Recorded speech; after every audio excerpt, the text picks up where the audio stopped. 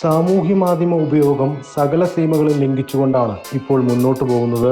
പ്രത്യേകിച്ച് ഇന്നത്തെ യുവതലമുറ ദിവസം ശരാശരി 6 മുതൽ 8 മണിക്കൂർ വരെ സ്ക്രീനിന് മുന്നിൽ ചെലവഴിക്കുന്നുണ്ടെന്നും ഇതിൽ ഭൂരിഭാഗവും സാമൂഹ്യ മാധ്യമങ്ങളിലാണെന്നുമാണ് ഗവേഷണ ഫലങ്ങൾ. 2024 മനുഷ്യർ സോഷ്യൽ മീഡിയയിൽ ചെലവഴിക്കുന്ന സമയം കണക്കുകൂട്ടിയാൽ അത് 500 ദശലക്ഷം വർഷങ്ങൾ ദൈർഘ്യമുള്ളതായിരിക്കുമെന്നാണ് വിലയിരുത്തലുകൾ. ഉപയോഗം കൂടിയതോടെ റീൽസുകളും ഷോർട്സുകളും ഉണ്ടാക്കാനുള്ള മരണപ്പാച്ചിലാണ് ചിലർ.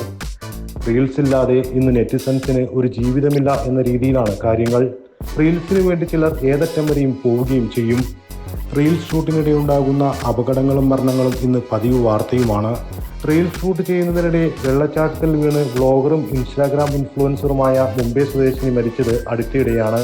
300 അടി താഴ്ചയിലേക്കായിരുന്നു യുവതി വീണത്. റോഡരികിൽ റീൽസ് ഷൂട്ടിനിടെ തെന്നി വീഴുന്ന യുവതിയുടെ വീഡിയോയാണ് ഇപ്പോൾ വൈറൽ. ചുവന്ന നിറത്തിലുള്ള അടിപൊളി സാരി ധരിച്ചാണ് യുവതിയുടെ റീൽ ഷൂട്ട്. ബാഡ് ന്യൂസ് എന്ന സിനിമയിലെ തോബ തോബ എന്ന ഗാനത്തിനായി ആടി തകർക്കാൻ തന്നെയാണ് യുവതിയുടെ പ്ലാൻ. ഇതിനിടയിലാണ് അത് സംഭവിക്കുന്നത്. ചുവടൊന്ന് പിഴച്ചു, ഒന്ന് തെന്നി, കാല് രണ്ടും അകന്ന് റോഡിൽ വീഴുകയായിരുന്നു. പക്ഷേ തോറ്റുകൊടുക്കാൻ തയ്യാറല്ലായിരുന്നു.